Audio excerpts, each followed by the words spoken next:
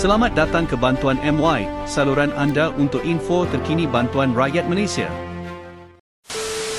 Assalamualaikum dan salam sejahtera. Terima kasih kerana terus bersama Bantuan MY. Dalam video kali ini, kami akan menjelaskan perkembangan mengenai pembayaran sumbangan tunai rahmah atau STR Fasa 3 bagi tahun 2026 yang kini menjadi persoalan ramai penerima.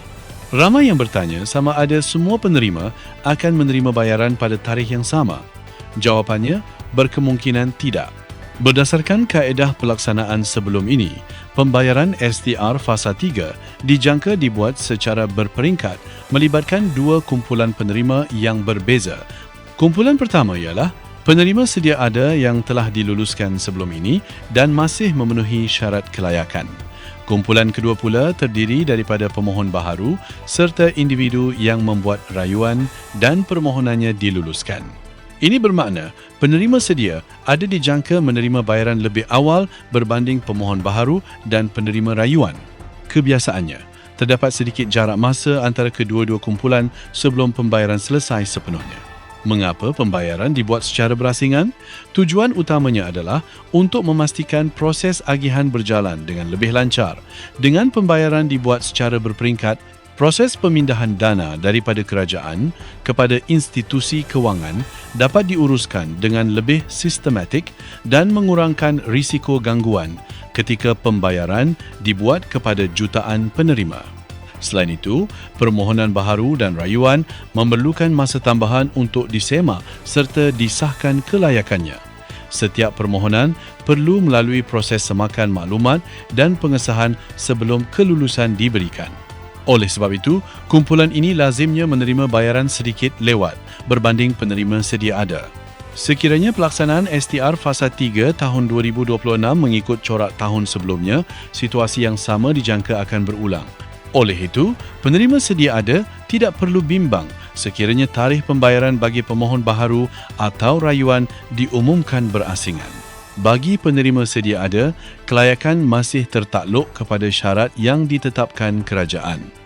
Sekiranya berlaku perubahan pendapatan atau maklumat keluarga sehingga tidak lagi memenuhi syarat kelayakan, status penerimaan STR boleh berubah selepas semakan dibuat oleh pihak berkuasa. Sebagai contoh, bagi kategori isi rumah, pendapatan yang melebihi had kelayakan yang ditetapkan boleh menyebabkan seseorang tidak lagi layak menerima STR. Bagi individu yang bekerja makan gaji, semakan pendapatan boleh dibuat melalui rekod rasmi termasuk caruman KWSP dan maklumat percukaian yang berkaitan. Walau bagaimanapun, keputusan kelayakan tidak ditentukan berdasarkan rekod KWSP semata-mata. Kerajaan turut mengambil kira maklumat daripada pelbagai agensi berkaitan ketika proses semakan kelayakan dijalankan. Oleh itu, orang ramai dinasihatkan supaya sentiasa mengemaskini maklumat sekiranya terdapat perubahan status perkahwinan, bilangan tanggungan atau pendapatan.